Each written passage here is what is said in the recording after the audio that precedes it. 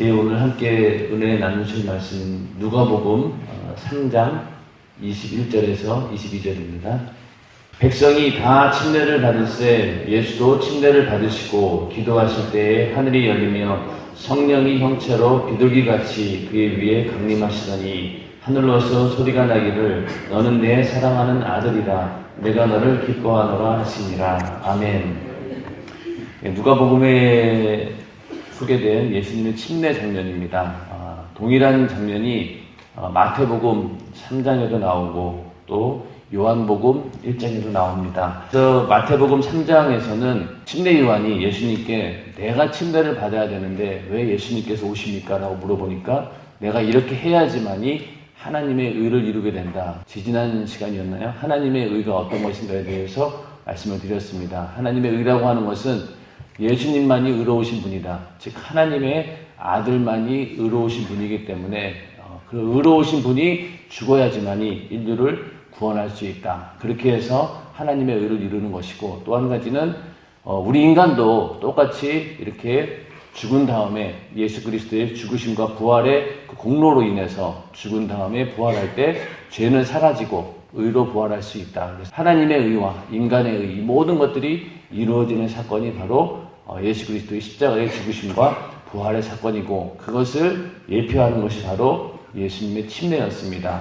그리고 요한복음 1장 29절에 가서는 침례를 받으러 오시는 것을 보고 하나님의 어린 양이다. 세상 죄를 지고 가는 하나님의 어린 양이다 라는 그런 고백을 하게 됩니다. 거기에 대해서 지난 시간에도 하나님의 어린 양에 대해서 말씀을 드리고 있는데, 성경의 기자에 따라서 보는 관점에 따라서 사건 똑같은 사건이지만은 조금씩 다른 이야기를 하고 있지만은 결국은 예수님께서 우리를 위해서 어린 양이 되셔서 제물로 오셨고, 또 그는 제물이면서 동시에 하나님을 향해서 우리 인간의 죄를 대속하는 제사를 드리는 대제사장으로 오신 분입니다. 대제사장이시자 또 직접 제물이 되시고 한 번에 모든 제사를 다 이루셨습니다. 구약시대에는 대제사장도 갈리고 또 해마다 죄가 다시 기억나기 때문에 해마다 그 죄를, 이스라엘의 모든 죄를 갱신하기 위해서 1년에 한 번씩 속죄일을 정해서 제사를 지내야 되는데,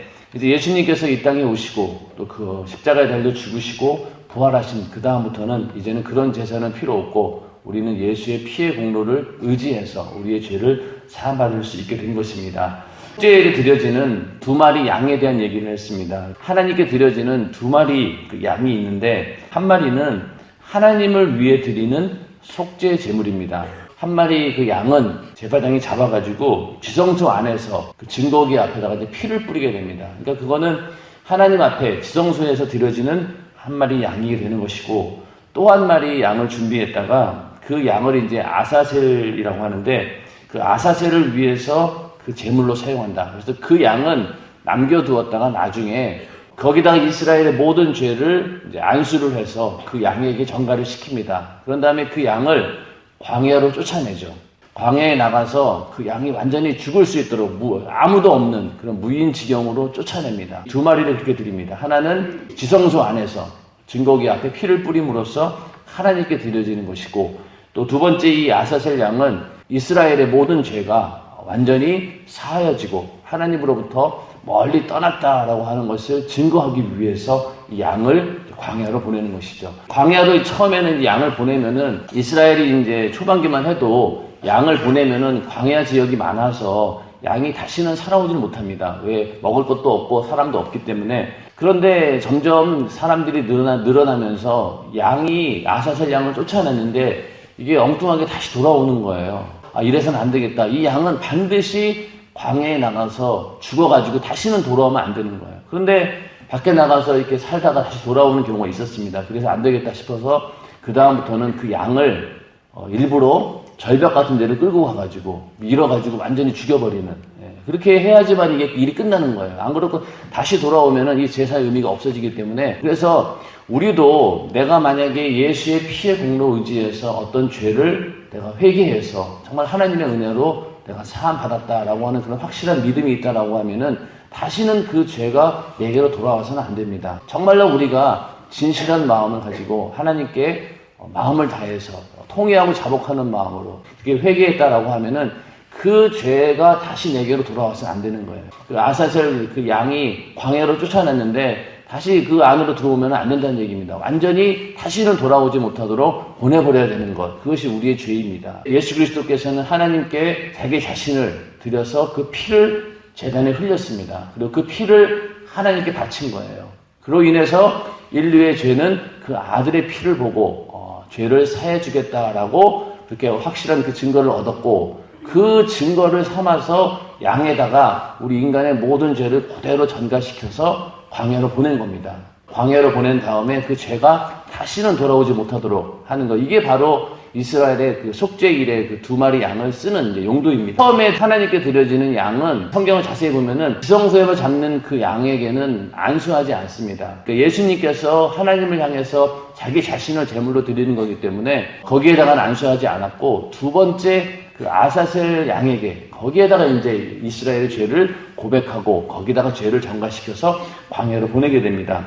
그래서 첫째 양은 예수님께서 인류의 죄를 담당하시고 죽으시는 것을 말합니다. 우리가 예수 그리스도 그러면은요, 그 사역이 여러 가지로 구분이 됩니다. 예수 그리스도, 또 어떤 경우에는 인자라고도 얘기하는데, 예수님께서 이 땅에 오셔서 사시는 동안 어린 시절도 있었고요. 그러다가 공생애를 시작하게 됩니다. 그러고 나서 공생애를 시작하시고 십자가에 달려 죽으시는 그런 과정들이 있죠. 인간의 육신을 입고 와서 죽기 위해 오신 그 모습을 우리는 인자라고 얘기를 합니다. 그러니까 사람의 모양으로 와서 오로지 죽기 위한 그 시간대에 사용되는 그 사명을 우리는 인자라고 얘기하는 거죠. 그리고 그리스도라고 붙게 되면은, 그리스도는 기름 부은 자라고 그래서 제사장, 선지자, 그리고 왕, 이렇게 세 가지죠. 그러니까 그 그리스도가 붙어버리면요, 거기에 플러스해서 예수님께서는 인류의 죄를, 회개를 외치는 선지자, 그리고 또 그 죄를 대신 담당하는 또 제사장,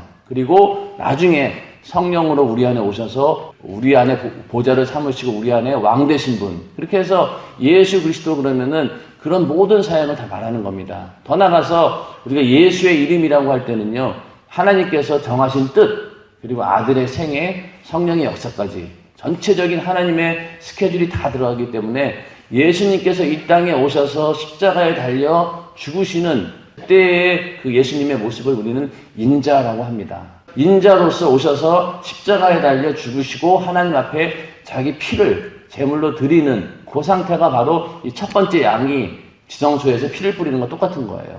그 다음에 나중에 광야로 또 한 마리 양을 보내고, 그러고 나서 그 다음에 이제 이스라엘에게 죄가 사했음을 선포하게 됩니다. 그 얘기는 결국 뭐냐? 예수님께서 죽으시고 부활하신 다음에 40일이 지나고 10일 후에 성령이 오셨죠.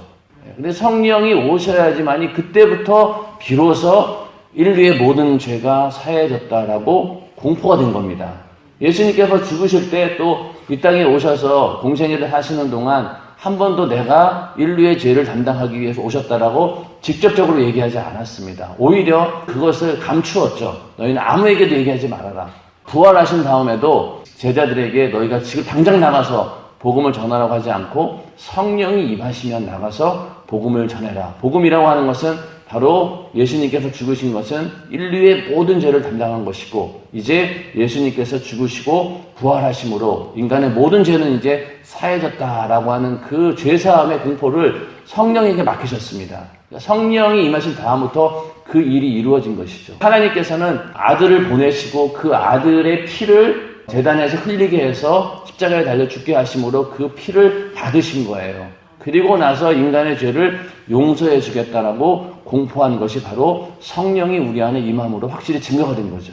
성령이 만약에 우리에게 임하지 않았다라고 하면은 예수님께서 행하신 그 모든 일들을 우리가 경험을 가질 수가 없는 거예요. 확증할 수 없는 겁니다. 성령 받은 그 다음부터 제자들이 전하는 일들이 무엇이었습니까?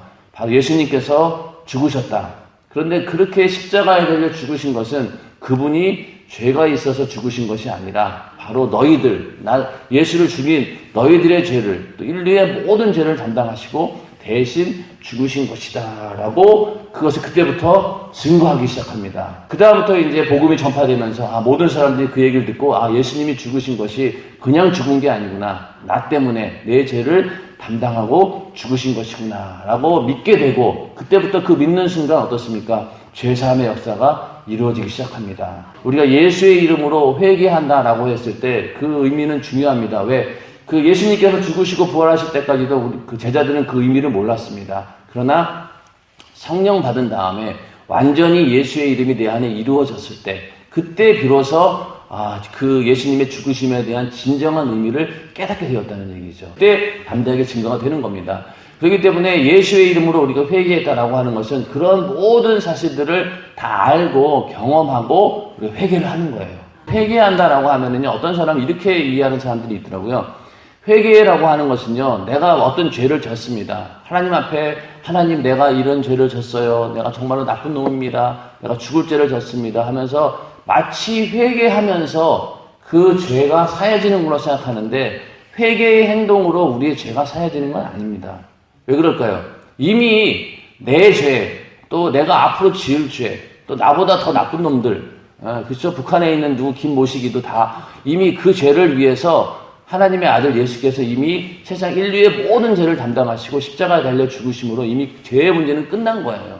어느 누구도 이제는 죄인이 아니에요. 누구의 죄든지 간에 이미 다 예수님께서 사하신 겁니다. 그러면 우리가 회개한다라고 하는 것은 내가 또 그 죄를 붙들고 하나님 앞에 막 용서를 간구하면서 막 이렇게 그러는 게 아니란 얘기죠. 이미 끝났어요. 죄의 문제는. 맞죠? 이미 예수님께서 다 담당하신 거예요. 그러면은 우리가 회개라는 것이 무엇이냐? 회개라고 하는 것은요, 내 죄를 예수님께서 대신 담당하시고 그 보혈의 공로로 제가 사함 받았습니다라고 하는 믿음의 고백이란 얘기죠.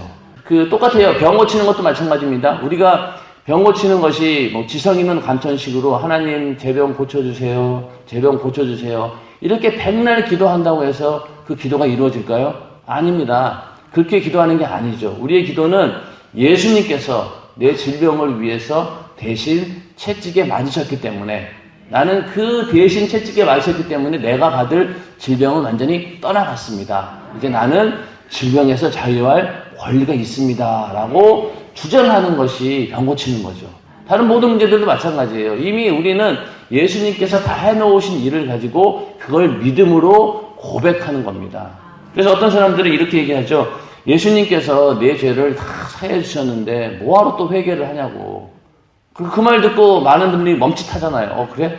생각해보니까 그러네. 이미 죄는 다 사했는데 왜 내가 기도해야지? 그게 아니죠. 우리 회개의 기도는요, 죄를 사해달라고 기도하는 것이 아니라 어떤 기도입니까? 이미 죄사함 받았으니까 내가 믿음으로 그것을 소유하게 되었다고 하나님께 말씀을 드리는 거예요. 그러니까 회개라고 하는 것은 내가 지금 이 회개하는 이 행동으로 인해서 죄가 사해지는 것이 아니라 이미 예수님께서 내 죄를 다 사해 주셨어요.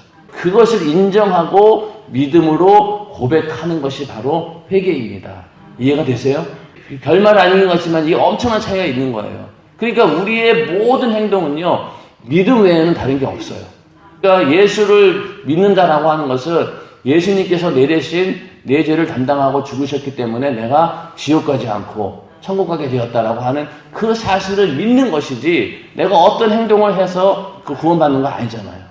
마찬가지로 우리가 회개하는 것도 그냥 우리가 하나님 앞에 나는 죄인입니다. 주님 날 죽여주세요.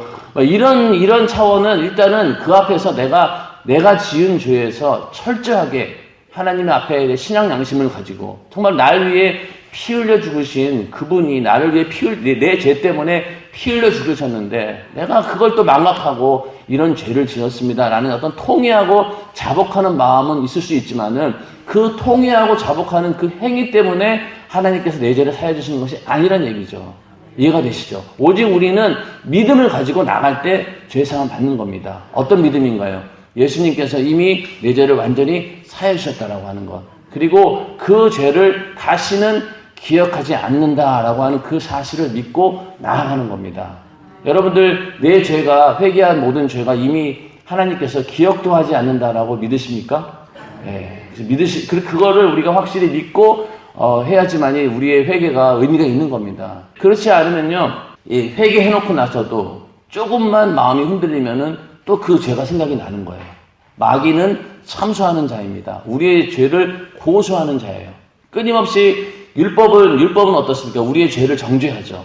그리고 마귀는 끊임없이 우리의 죄를 고소하고 또 참소합니다. 거기에 견딜 자가 있겠어요? 그러한 모든 죄를 회개했음에도 불구하고 이 마귀 역사는 끊임없이 우리를 또 죄에 참소를 하게 되는 거예요. 그러다 보면은 이제 아이고 그래 이제는 내가 금방 지워질 게 아니지. 다음 부흥회 때 가서 내가 실컷 울고 회개함으로 깨끗이 정리해야지. 이런 사람인데 그게 아니란 얘기죠.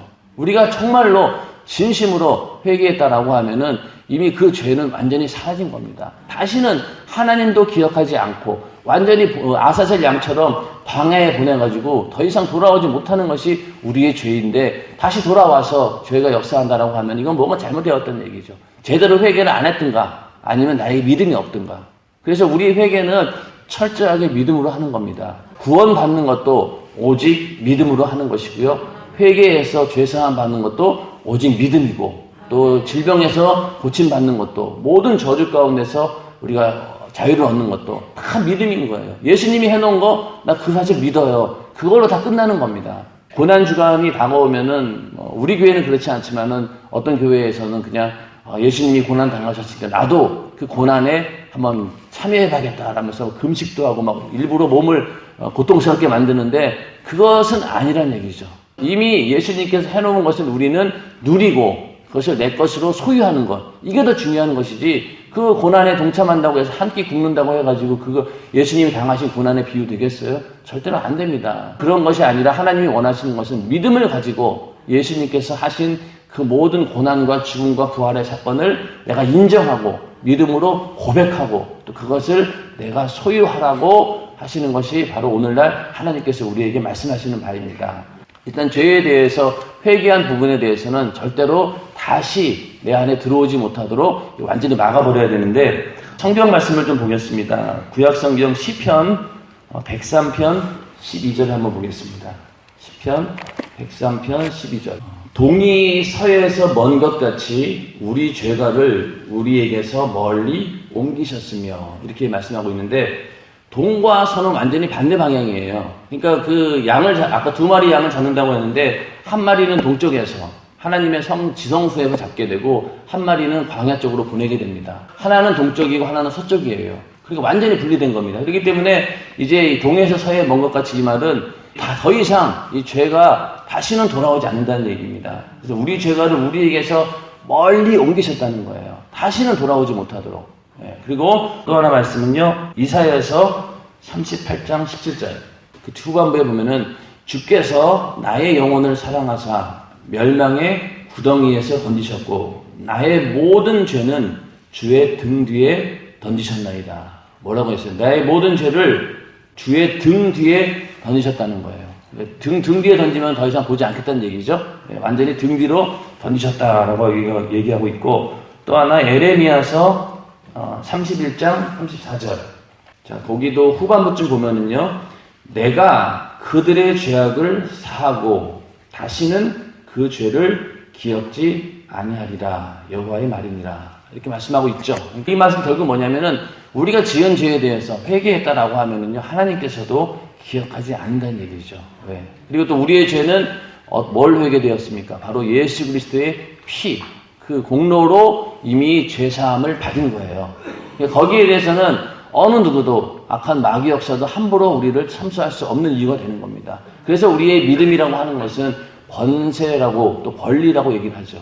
회개할 때도 하나님 내가 내 죄를 용서해 아까 말씀드린 것처럼 그렇게 지성이면 감천식으로 용서함 받는 것이 아니라 이미 내 죄는 다 사함 받았습니다. 나에게 믿음을 주셔서 내 죄가 완전히 사했음을 알 수 있게 해주시고 다시는 내가 이 마귀에게 속아서 또 죄를 짓는 이런 어리석은 자가 되어서는 안 됩니다라는 그런 마음으로 기도하는 거죠. 얼마 전에 그 담임 목사님의 설교 가운데 이런 얘기 들었습니다. 목사님께서 어떤 죄를 회개할 때 그 죄가 내 안에서 완전히 또다시 죄를 짓지 않기 위해서 끊임없이 그 죄를 또다시 되새기면서 기도한다는 얘기를 들었어요. 그거는 맞아요. 왜? 아까 말씀드린 그거는 내가 이 죄사함을 받았나 못 받았나 의심스러운 행동이 아니라 다시는 그 죄가 내 몸에 들어오지 못하도록 또 생각한다는 거예요. 아, 내가 옛날에 이런 죄를 지었지. 또 지금은 절대 안 돼. 하면서 계속해서 그 죄를 다짐하고 단임한다는 거하고 또 계속해서 회개한다는 말하고는 다른 얘기입니다. 우리가 한번 지은 죄에 대해서 우리는 예수님께서 이미 다 사해줬고 다시는 기억하지 않으세요. 믿음을 가지고 죄사함 받았다라고 하나님께 나아가면 되는 겁니다. 그러면은 왜 지옥 가느냐 이 얘기인데, 지옥 가는 이유는요, 이제는 죄 때문에 지옥 가는 게 아니에요. 물론 죄 때문에 지옥 가는 거지만은 그 죄가 예수님께서 대신 사였다라고 하는 사실을 믿지 않기 때문에 믿음이 없어서 지옥에 가는 겁니다. 이해가 되세요? 이미 지금 바깥에 있는 아주 나쁜 그런 강도라고 할지라도 이미 그 죄는 예수님께서 담당하시고 죽으셨어요. 그 사람이 그 사실을 믿기만 하면 구원을 받습니다. 그런데 그걸 안 믿으니까, 받아들이지 않으니까 어때요? 결국은 그 자기 죄 때문에 지옥에 가는 겁니다. 그래서 예수님께서 요한복음 16장 9절에 보면은 죄에 대하여라 함은 저희가 나를 믿지 아니하며, 그러니까 믿지 않은 것 때문에 지옥 가는 거예요. 그래서 예수 믿으라는 겁니다. 예수 안 믿으면 지옥 간다는 얘기예요. 그 얘기는 당신의 죄가 이미 사해졌음에도 불구하고 그걸 안 믿었으니, 믿기만 하면은 구원해 준다고 했는데 왜 안 믿었느냐. 그 결과로 인해서 지옥에 가는 겁니다. 지옥에 가서 할 말이 없죠. 죄사함 받기 위해서 네가 뭐 고행을 하라고 그랬나, 수행을 하라고 그랬나, 돌을 닦으라 그랬어요. 아무것도 하지 말고 그냥 그 사실을 믿고 인정하고 고백하라고 했는데 그것조차 안 했냐? 결국 그것으로 인해서 지옥에 가는 겁니다. 오늘날 우리도, 예수 믿은 우리들도 내가 지은 죄에 대해서 이미 하나님께 회개했다라고 하면은요, 다시는 나에게 돌아오지 못하도록 차단을 시켜야 됩니다. 마귀의 참소로부터 막아야 되는 거예요. 우리 교회에도 다른 데서 이제 신앙생활을 좀 게을리 하다가 이제 우리 교회를 떠나가지고 다시 오는 분들이 있잖아요. 그러면은, 사정이 어떻든 간에 다시 오셨잖아요. 그러면은 그냥 옛날 걸 잊어버리셔야 돼요. 그런데 자꾸만 옆에 있는 사람이 또 그 얘기하면은 또 생각나가지고 또 거기에 자격지심 가지게 되고, 그것 때문에 또 우울해지고 또 좌절하고, 그러도 결국은 또 다시 교회를 떠나고, 이런 악순환이 됐는데, 그럴 필요 없는 거예요. 왜? 이미 나의 과거에 대해서는 하나님도 기억하지 않는다라고 했는데, 누가 뭐라고 하겠어요? 여기 만약에 누군가가 하나님께서도 그 죄를 기억지 않는다라고 했는데, 내가 만약에 어떤 사람의 옛날 죄를 가지고 들먹인다라고 하면은 그 사람은 하나님 노릇하는 거예요. 하나님께서 하신 일인데 내가 감히 그 일을 왈가불가한다라고 하는 것은, 이것은 월권입니다. 어떤 누구든지 그 사람의 과거에 대해서는 우리가 그 사람이 회개했다라고 하면 묻지 말아야 되는 거예요. 물론 그 사람이 회개하지 않고 그러고 있다라고 하면 우리가 권면할 수는 있겠지만은, 이미 끝난 죄에 대해서는요, 어느 누구도 이것을 가지고 뭐라고 할 수 없는 겁니다. 여러분들도 우리가 예수 믿고 완벽하게 죄를 안 지면 얼마나 좋겠습니까? 그렇게 산다라고 하면은 더할 나위 없겠죠. 그런데 만약에 그렇지 못했다라고 했을 때, 죄를 지었다라고 했을 때, 우리는 하나님께 죄를 회개하되 믿음을 가지고, 이미 내 죄는 다 사함 받았습니다. 감사합니다. 더 이상 다시 또 이 죄를 짓지 않도록 좀 나에게 믿음을 주시옵소서. 예수님께서 나를 위해 피 흘려 죽으셨는데 그 피의 공로가 얼마나 대단한 것인지 내가 망각해서 또 이런 죄를 지었습니다. 라면서 이런 차원으로 우리는 회개를 해야 됩니다. 질병의 문제도 그렇고 모든 문제도 이미 예수님께서 고난 당하심으로 다 담당하신 거예요. 우리는 그 사실을 믿고 받아들이고 그것을 내가 소유하기를 원합니다라는 그런 믿음의 고백을 할 때 그 사건이 우리에게 이루어지고 질병에서 모든 문제에서 자유함을 얻을 수 있는 것입니다. 기도하겠습니다. 주님, 내 안에 있는 모든 죄 이미 예수님께서 직접 담당하시고 해결해 주셨습니다. 그 사실을 우리가 믿음으로 끝까지 고백하게 하시고 절대로 마귀의 참소에 속아서 내 죄를 다시 가져오는 그런 어리석은 자 되지 않도록 주님 도와주시옵소서. 예수 이름을 우리에게 주시고 모든 질병과 저주와 고통과 죽음의 지옥의 문제까지 이미래 해결해 주셨사오니 예수의 이름 가지고 오늘도 기도하여 승리할 수 있도록 주님 도와주시옵소서. 죄에 대해서 뜨겁게 회개하시고 하나님의 믿음으로 회개하지 못한 것 이 시간 회개하면서 하나님께 나아가는 시간 되도록 하겠습니다. 이 시간 주여 참창하시고 기도하겠습니다. 주여, 주여, 주여.